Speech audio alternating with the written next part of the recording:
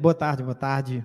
Agradeço demais a oportunidade de estar aqui com vocês, com a plateia tão seleta. Agradeço, Tarcísio, pelo convite, para trazer para vocês um pouco desse case. Essa imagem que vocês estão vendo aí é a capa de um e-book que foi produzido, que é resultado de um mestrado profissional em gestão de processos institucionais pela UFRN, que eu acabei de concluir, e cujo tema foi aplicação de design ao direito, aplicação de design à linguagem jurídica, aos documentos jurídicos, né? E a gente produziu esse conteúdo aí para tentar lançar esse pontapé nesse tema que está tão em voga, né, em todo o Brasil.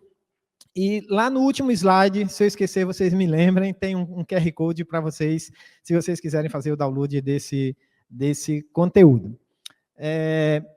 Meu nome é Visselmo Alencar, talvez até algumas pessoas me conheçam, eu trabalho muito com cálculo trabalhista, já visitei alguns tribunais também, e quero também aqui deixar a minha saudação. Eu vi que ontem tinha algumas pessoas do TRT 24, que já fui servidor de lá em 2010, trabalhei quase 2 anos lá, deixar minha saudação também aos colegas de lá. Então, Visual Law, né? Entendeu o que quer que desenhe. Nós, na qualidade de leitores, de usuários do sistema, de usuários da própria justiça, nós queremos que desenhe, sim. Não basta mais escrever, parágrafos longos, nós precisamos ter imagens para facilitar o nosso entendimento, facilitar a leitura. Então, o Visual Law, como a gente vai ver aqui nesse breve espaço que me foi concedido, é algo inovador, algo que precisa ser conhecido, precisa ser aplicado de uma maneira mais ampla. Antes de falar de Visual Law, é importante a gente falar de design um pouquinho. Me perdoem, eu sei que deve ter alguns designers aqui, né? Se eu cometer alguma prioridade, alguns designers, né? Aqui, se eu cometer alguma impropriedade, né? Porque eu não sou designer de formação, mas li alguns livros básicos, né? O basicão do design. E eu acho que para a gente entender um pouquinho do Visual Law, é importante que a gente entenda também o que é design. Design sempre foi associado, né? Para a gente que é leigo, a formas, linhas, traços, cores, né? Então, essa bela Ferrari aqui, né? Quando a gente vê um carro desse, acho que é uma Ferrari mesmo, né? Quando a gente vê um carro, uma imagem dessa, né? A gente pensa, né? Que belo design que esse carro tem. Mas o design não é só isso, ele é isso também. Mas o design, ultimamente, ele está sendo visto como um elemento de resolução de problemas, tá? Então, o design ele é utilizado para resolver problemas, e não apenas problemas voltados ao design de produtos, mas também a problemas do judiciário, a problemas da justiça, a problema de documentos jurídicos. Eu tenho ali do outro lado um abridor de vinho que traduz um pouco desse significado do design como resolução de dores, que é um abridorzinho de vinho, né? Então, você já tentou abrir um vinho com aquele abridor que é em formato de T? Ele é bem trabalhoso, machuca a mão, dá um trabalho para você até desistir de abrir a garrafa em alguns momentos. E esse daí, ele é extremamente simples, você pressionando as hastes para baixo, a rolha sobe, né? E você abre a sua garrafa de vinho. Então, isso aí, nós temos o design aplicado a um elemento, a um objeto que resolve uma dor que a gente tinha, que era abrir uma garrafa de vinho. Então, a gente precisa aprender a aplicar o design no mundo jurídico também. E aí vem a figura do legal design, né? O que é o legal design? É o design aplicado ao direito, né? Então, o direito entrando nessa seara do design, aplicando, resolvendo problemas voltados à área jurídica. Pois bem, o legal design, né, ele surgiu praticamente assim nos Estados Unidos há uns 5, 6 anos atrás, esse termo, vamos dizer assim, né?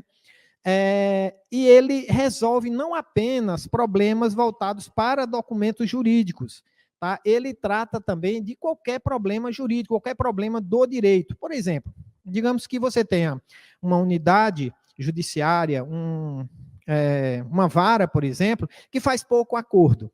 E aí você aplica as técnicas do legal design para melhorar aquele número de acordos que são feitos. Por exemplo, tratando do layout da sala de audiência, né? Colocando uma mesa redonda, colocando uma imagem do mar, como a gente tem no Sejusc aqui em Natal, né? E aí você usa algumas técnicas que vocês devem conhecer bem, né? Eu elenquei aqui apenas o design thinking, que é uma sequência de atos uma sequência de passos, ou seja, um processo para resolver um problema, para resolver uma dor. E às vezes vai desde ali a ideação, aquele momento em que você descobre o que é o problema, até lá no final, quando você cria um protótipo, né, e aplica na prática aquela solução que você criou. E aí vem também, tem outras, né? Ontem a gente viu o pessoal falando sobre metodologia ágil, sobre Lean, né? Tem várias metodologias. E aí vem também o Visual Law, né? E o Visual Law, esse sim, voltado mais para a questão dos documentos, né? Então, o Visual Law, ele surge como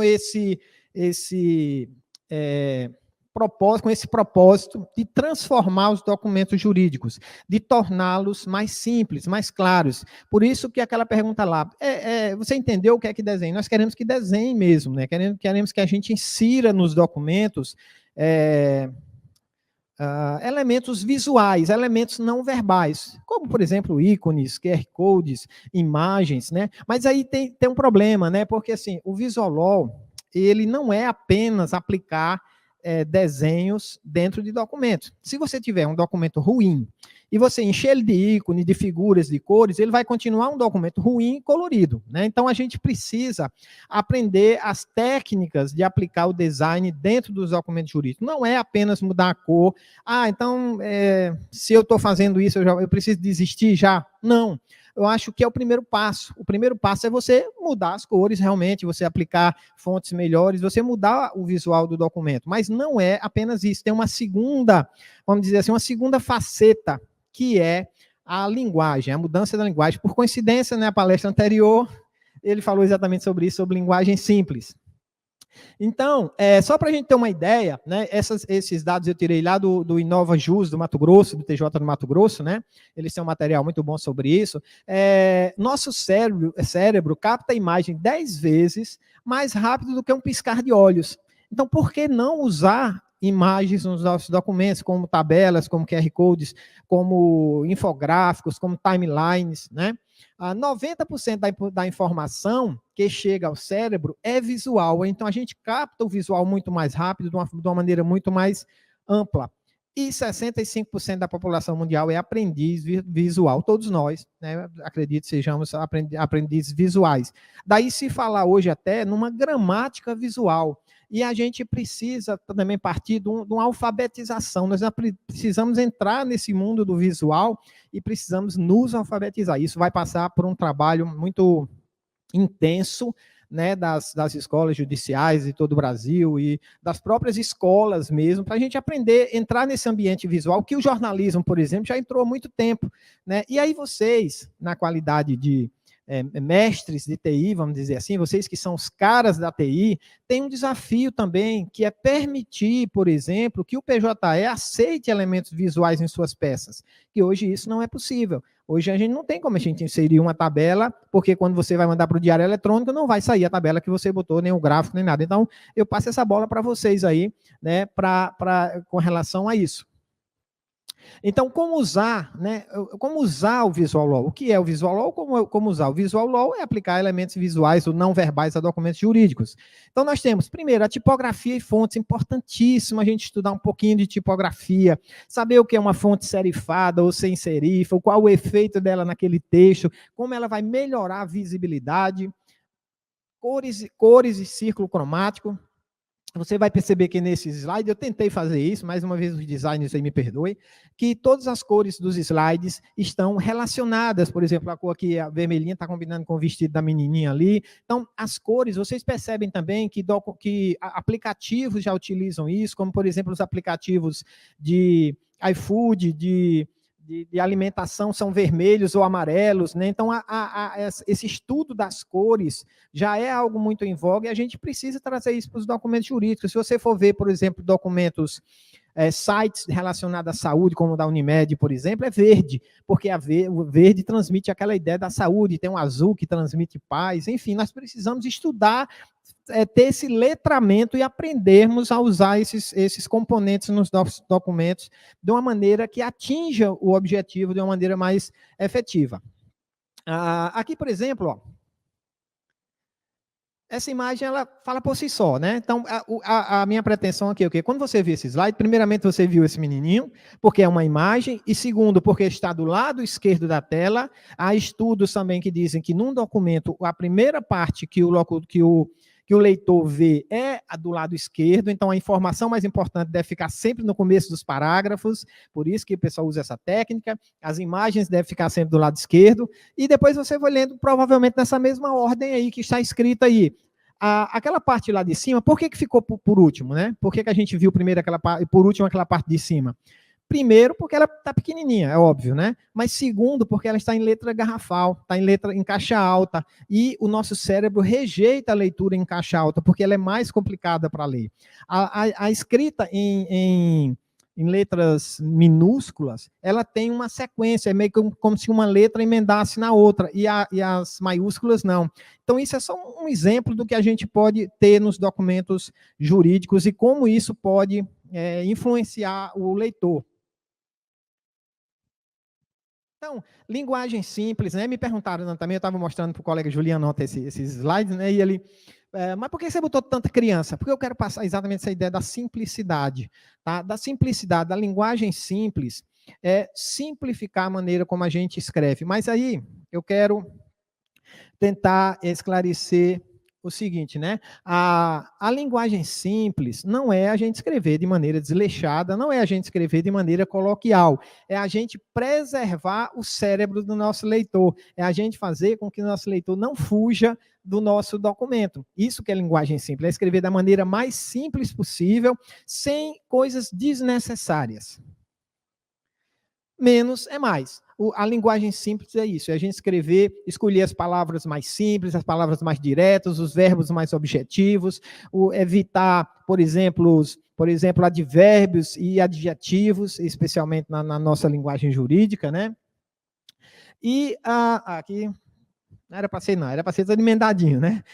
Desconfigurou. Mas a inclusão, né? A linguagem simples, ela promove a inclusão, ela inclui pessoas, ela inclui o jurisdicionado no documento que foi escrito para ele. Às vezes, nós mandamos notificações na Justiça do Trabalho, por exemplo, notificações que falam em revelia, em preclusão, em confissão ficta, e para o Zé da bodega, que nunca viu um processo na vida, ele não sabe o que é isso. Então, à medida que a gente escreve documentos claros, objetivos, para um jurisdicionado, ele vai ser incluído nesse processo e vai gerar cidadania para ele. Nós temos também outros princípios, como, por exemplo, a transparência. A linguagem, ela não pode ser usada, a meu ver, ela não pode ser usada como um instrumento de poder. Ela não pode ser usada também para obscurecer, para esconder o real significado do texto que você está mandando. Então, o que acontece? Às vezes o texto é tão complexo, por quê? Porque você não quer que a pessoa entenda o que você está dizendo, não quer que você entenda aquela decisão. O objetivo é esse, até para dificultar, às vezes, um eventual recurso. Então, a linguagem simples, ela prima também pela transparência, ela é um instrumento de transparência. E aí eu tenho que lembrar, obviamente, do Pacto Nacional pela linguagem simples, né, instituído pelo CNJ, que vamos dizer assim, o primeiro grande passo nessa linha. Autonomia. A linguagem simples, ela promove, ela provoca também autonomia, porque as pessoas não precisarão recorrer a outras pessoas para entender um texto jurídico, para entender um documento, uma notificação, uma sentença, uma decisão. E eu estou me referindo muito a texto jurídico, porque é a minha área, né? Eu trabalho na área judiciária. Mas talvez vocês estejam sentindo essa mesma dor no juridiquês, no academiquês, no economês, Todas as áreas têm essa dificuldade de palavras, de textos escritos para uma era que já passou. Talvez seja essa a explicação. E eu quero destacar também aqui que escrever com linguagem simples é destacar a empatia, é você pensar naquela pessoa que vai receber aquela mensagem, como ela vai interpretar aquilo, como ela vai enxergar aquilo dali, e se ela vai entender. Quantas vezes as pessoas entram em contato com a gente e dizem, olha, eu não entendi nada aqui, tem uma decisão aqui, eu não entendi nada. Então, a gente precisa ter esse sentimento de empatia com o nosso leitor, com o destinatário daquele documento que a gente está produzindo, seja o que for, seja um ofício, seja uma decisão, seja um despacho, seja qualquer coisa. E aí a gente precisa pensar, peço perdão aí para se eu estiver ultrapassando muito tempo, na experiência do leitor. Quem é esse leitor do século XXI? Isso que eu estou falando aqui para vocês, se eu não ficar aqui, por exemplo, mexendo aqui por um lado, e falando, e comentando, e olhando nos olhos de vocês, provavelmente vocês vão para o celular. Vocês vão olhar o WhatsApp, vão olhar a mensagem do Instagram, o que é normal. O leitor é exatamente esse. Tem um autor chamado William Zinsser, né, que ele falou que o leitor é um pássaro que está num galho ali, prestes a ou dormir, ou se distrair, ou voar. Então, esse é o leitor do século XXI. É o leitor que está acostumado com os 100 e poucos caracteres do Twitter, que está acostumado com o Instagram, com as fotos do Instagram. Então, ele não tem mais a disposição, nem o tempo, até porque a vista cansa também, de ler documentos enormes, com muitas palavras supérfluas, que não tem nenhum efeito dentro do texto. Então, esse é o leitor do século XXI. E aí, esse último item aqui, deve ser muito caro a vocês da área de TI, né? Que é o design centrado no usuário. Então, nós precisamos fazer sentenças centradas no usuário. Precisamos fazer ofícios centrados no usuário. Essa é a minha proposta hoje aqui. A gente usar a experiência do usuário, a gente pensar esse usuário como alguém que é essencial para a nossa comunicação. Aqui eu vou trazer alguns conceitos assim rapidinho, só para a gente entender a linguagem simples, o que prejudica, né, na nossa vida ou na compreensão dos documentos, né? Como, por exemplo, a afirmatividade. O cérebro, ele demora para processar, por exemplo, duplas negativas, né? Quando a gente diz assim, a gente às vezes fala assim, tal coisa, né? Não é incomum que aconteça isso.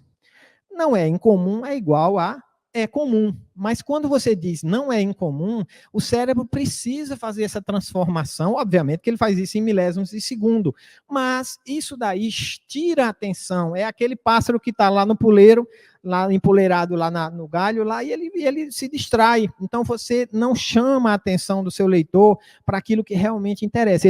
Primeiro ele vai se preocupar em transformar isso aí. É igual a palavra prescindir, né? Quando você escreve numa decisão lá que tal coisa não prescinde.